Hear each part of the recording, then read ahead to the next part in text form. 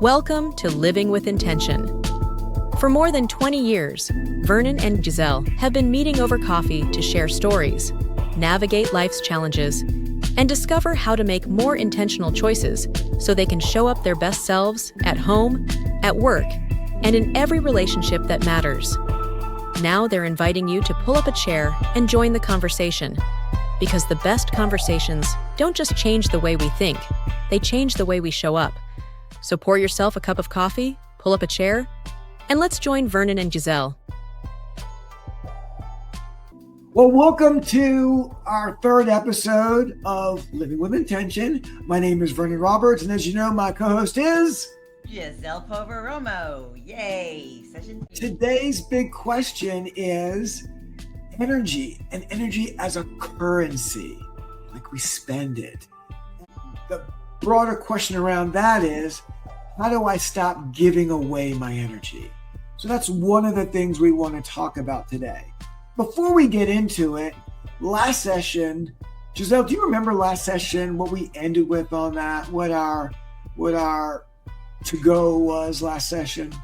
Yeah. Ooh, it was a good one. That was a juicy conversation. It was, what are you going to say no to? We talked a lot about society and roles and expectations and the importance of boundaries. And the to-go was, your to-go cup was along the lines of, what is at least one thing you're going to say no to open yourself up to the right things that you want to say yes to. Okay. Yeah. Did you have one that you wanted to share? Yeah. I remember leaving the session and thinking, I'm going to do some work. And for me, it's no to work that doesn't really light me up. I like data and analysis up to a point to help me support others. But it's not my love. So more no to that kind of work and more yes to this. Being in community with people and the one-on-one transformational stuff.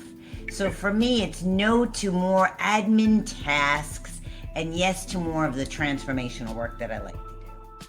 Well, I love that. And you stole mine because I was thinking of work. And at this point in my career, as a consultant, early on and midway through, I wanted to be known as someone that could do any type of work. And you could count on me, and I'm very flexible.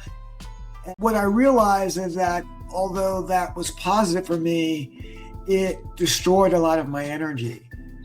I want to now be focused on only work that lights my energy up and nothing that takes away. Because there's nothing worse than being in the middle of a job and going, I wish I'd said no to this. I don't know if you've ever had one of those, but I've had a job where I've said, why did I say yes to this? And that's what I want to be. I want to get quiet and get more thoughtful about that on the front end of taking only work that drives me. Ooh, and I am sure, new friends, I'm sure if we were to poll you all of us, I bet you most of us have been in situations where we go, why did I say I would do this? Why did I take this job? So that's good data for us. It's a little ironic that I'm using that word, but that's good data for us because it helps us to get in touch with who we are. So totally agree. Sharing that. Totally good agree. Stuff. Yeah, let's move on to our espresso shot for the day. This is our bitter truth. I love espresso though. I can have a double shot. So here's what I was thinking, and Gieselle and I were talking about this between shows. We manage every bit of our calendars, but as I talk to people and as I coach people, almost none of us manage our energy levels. And the truth is, time is finite. We only have so many hours in a day, but energy is renewable. And that's only if we invest in wisely, if we invest in energy wisely. Every yes that you say cost you something, right? And the question is, are you not spending energy? Because certainly we're spending energy in everything we do. The question really is, are you spending it on what matters? Yes. And this goes back to Gieselle and our conversation from the last session about expectations and carrying things that you don't own. And are you spending energy on things that you don't own? Giselle, what do you think about that? That's an important question. Are you carrying or taking stuff on that is not yours to take? And I think about that a lot. And it's really neat. I'm having this aha because our 2 sessions really brought us to this point in time. Session 1, we talked a lot about the importance of alignment. Session 2, we talked about a lot of good things, and one of them was boundaries. Alignment, being clear on who am I, and then the boundaries to say, this is aligned with who I am or who I want to be, or this isn't, bring us to this point in time. And energy is another thing to think about. How much energy am I putting into something? And is that what I want to do? Is that where I want to spend my life? And it all threads back to this huge umbrella of the whole intention, pun intended, of the podcast is intentionality. So that's what I think about that. Yeah, and time management without energy management is useless. So energy is one of those things that keeps us going, and we have to really understand when we're drained, how we get it back, and we have to focus on what energizes us and doesn't. So guys, if you can see our rundown on the right, you're used to the menu by now. We're going to start with, we just had an energy conversation. We're going to move to leaks, then priorities, then investment, then renewal, and we're going to wrap it up with that to-go order.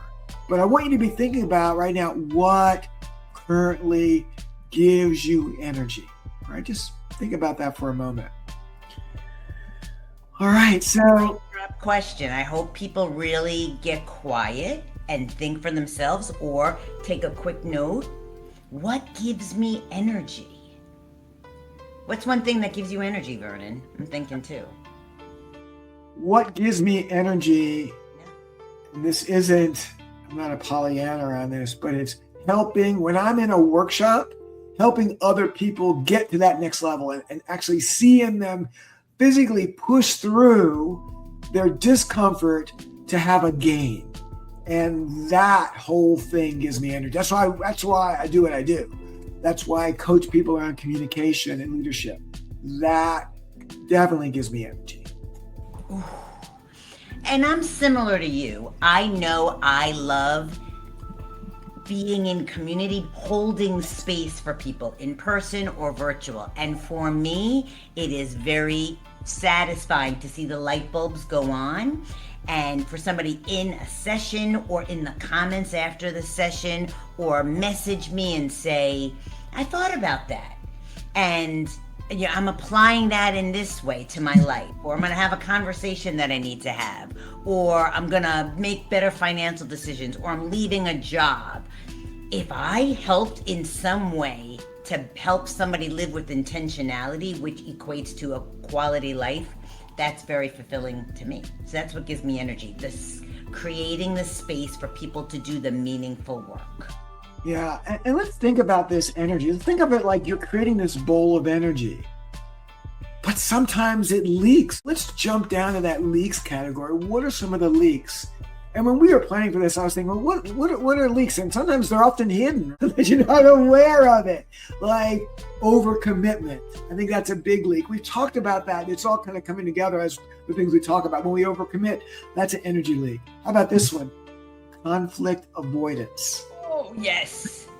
I had a boss who would say, keep little things little, because there are people who will avoid conflict, and it just grows energy. And she would say, keep it little, have the conversation so it doesn't snowball and take up a lot of energy.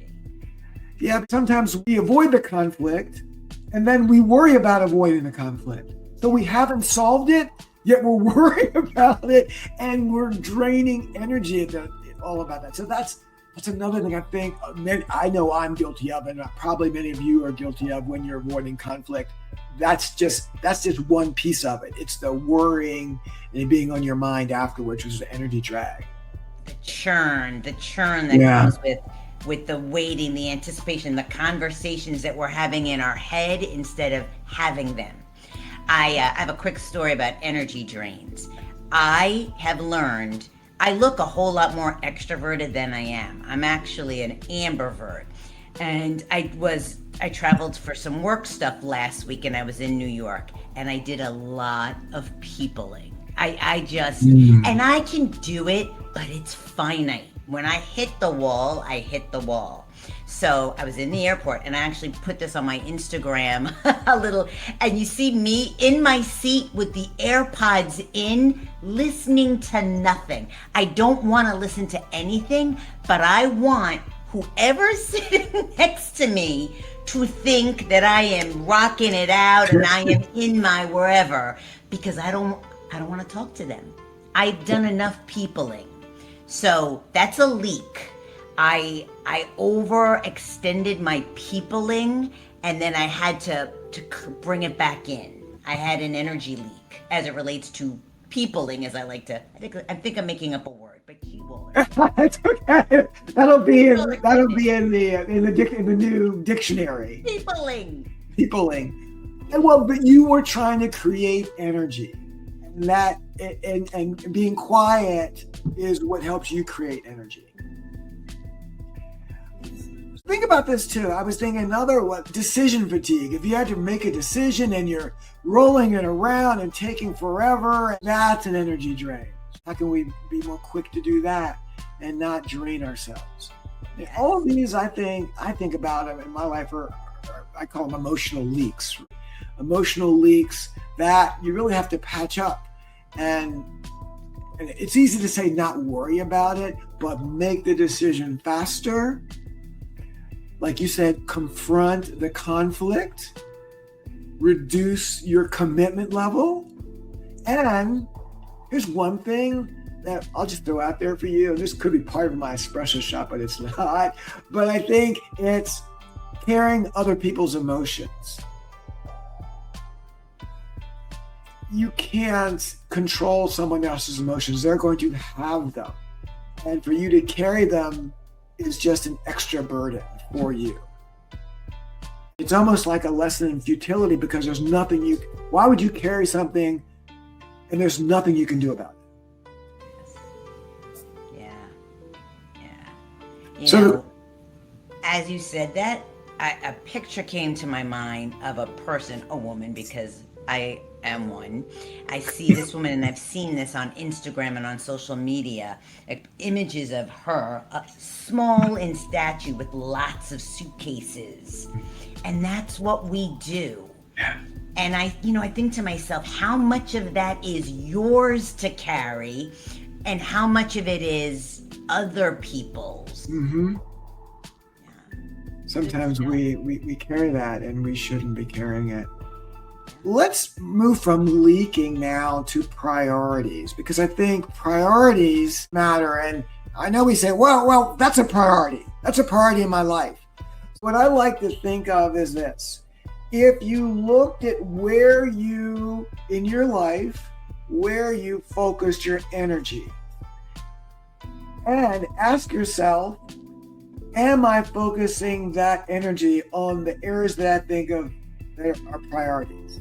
And I think what we find, it's almost like time study. We did time studies at work, right? Yes. Where were we working? When were we not working? Where was there a break? But if you look at yourself as a time study, you say, well, I spent a lot of time on this yesterday, and that is not a priority for me. But here's the thing about priorities, Gieselle, and I think about when people talk about priorities, everything can't be a priority. I mean, the definition of priority is maybe one thing. So that's why Gieselle keeps saying always, what's the one thing you can do? And it's not 3 priorities. It's really one priority. What's the one thing you do? What's the one priority for you? Because different seasons, there's different priorities, obviously. I'm not saying it's your priority all the time. It can switch. Yeah, Yeah, that's it. I'm laughing because I know the time studies. I've done them. I share them with my coaching clients.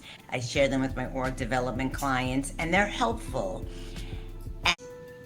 And they're helpful and they're not. And I like what you said. There are some times that I'm having this wild day and I've got the to-do list and nothing, and this happens a lot.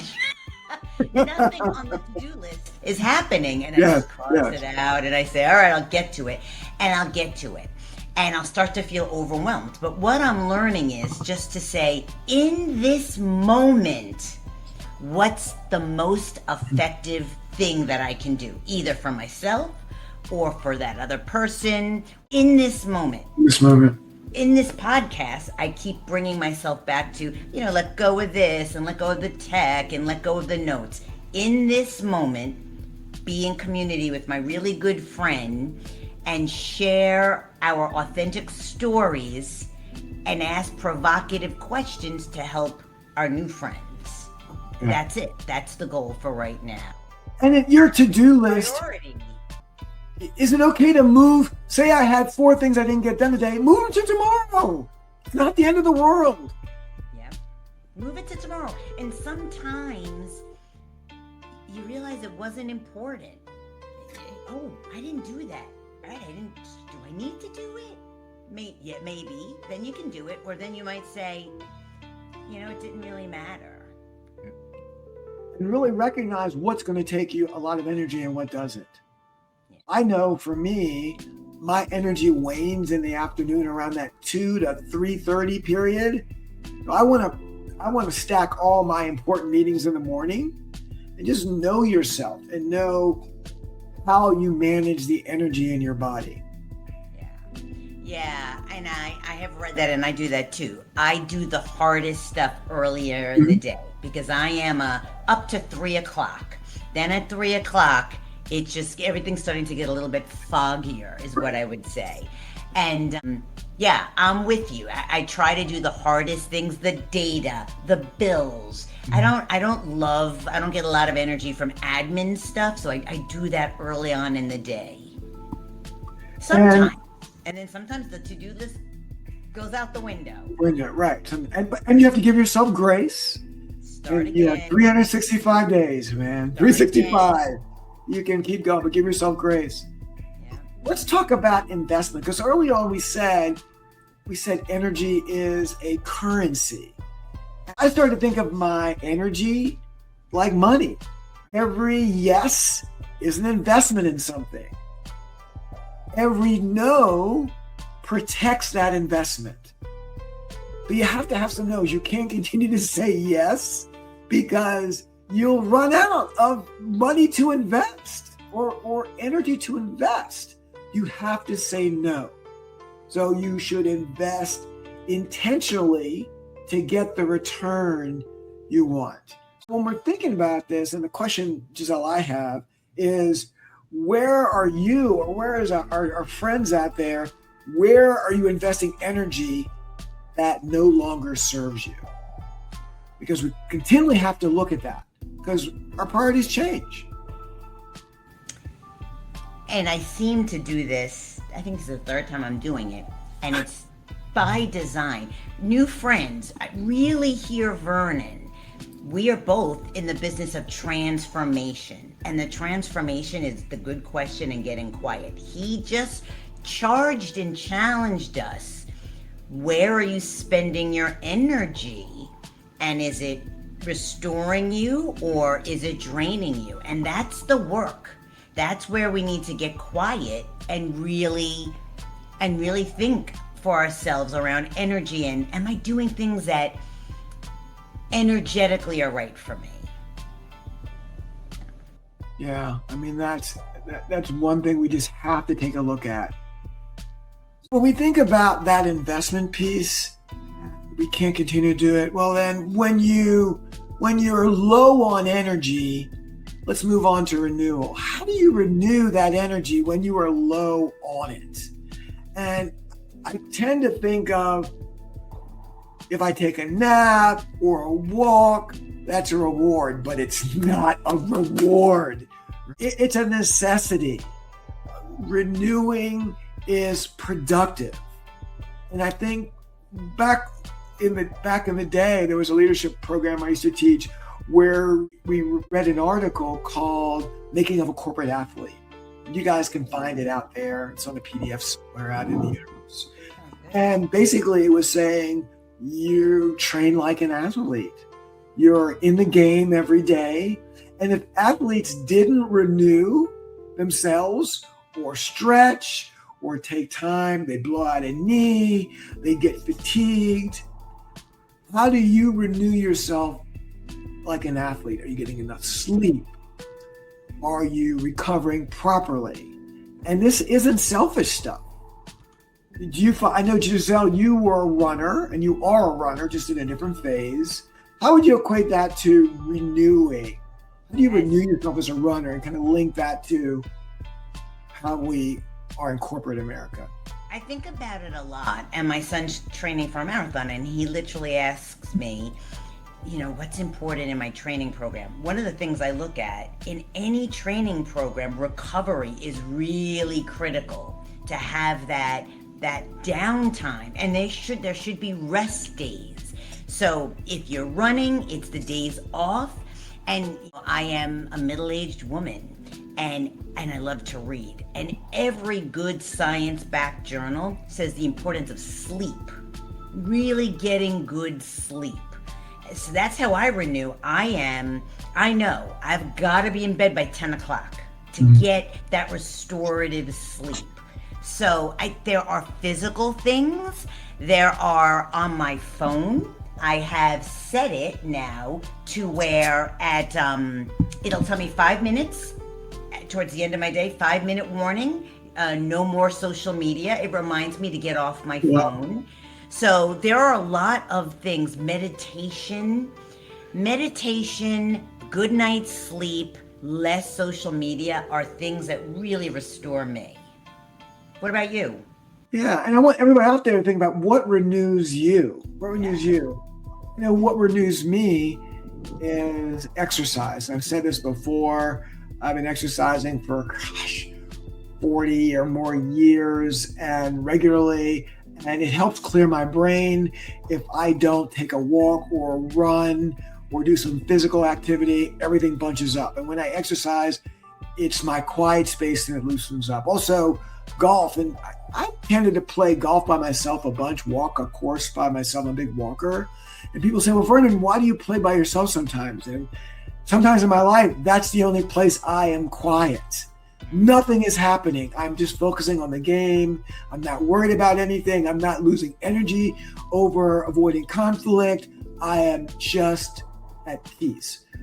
What do you guys think out there? I want you to think about what renews you. What fills the tank genuinely? What activities can you do? And like Gieselle said, I know my daughter flies a ton. And when she puts on that headset, that's the warning to people, don't talk to me. I'm having some me time. And there's nothing selfish about that. Yes. Yeah. I think it's a really good question. Again, you all, if you have scrap paper, you can do it now. You can do it when we wrap. But think about what really, really restores you. And so as we go to that, we asked our friends to do this. Let's go to our coffee cup takeaway, our to-go cup. Between now and our next episode, we really think about this whole renewal thing and what refills you. So here's the challenge that Gieselle and I are giving to you out there. What's one change that you can make to spend more time with an energy giver and less time with an energy drainer? That's it. That's the question. I had a friend of mine said that after she listened to our first podcast, she dropped some people in her life that were energy drainers. So it's not only activities, it could be people. And of course I said, am I one of those people? No, she goes, you're a keeper. I was like, okay. I just want to make sure I'm not an energy drainer. So again, the challenge to you is, what's one thing, one way, all right, one thing you can change to spend more time with energy givers, people and activities, rather than energy drainers?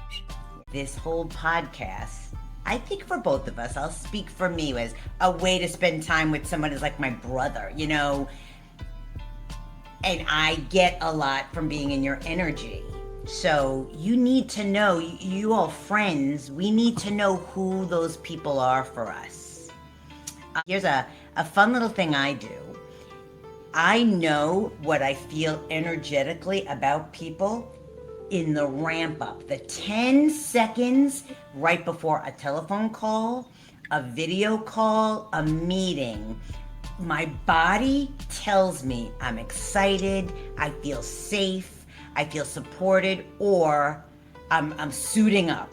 We're gonna be debating, I feel threatened. It's data. People give us energy, people take away. All right. Well, thank you guys for joining us. Living with Intention, 12 intentional conversations. One beautiful life. All right. Thank you. Make this day count and be extraordinary. Living with Intention is brought to you by Extraordinary Communications, empowering people to show up their best selves through communication and leadership. Here's a quick message about one of our programs. Ugh, I just did so poorly on that call. I keep messing up my presentations every single time. You know what? That happened to me too. But I took a class from Extraordinary Communications, and they taught me how to be my best self on these calls. Now they have a new version called the Master Presenter Certification. It's all on demand with AI coaching.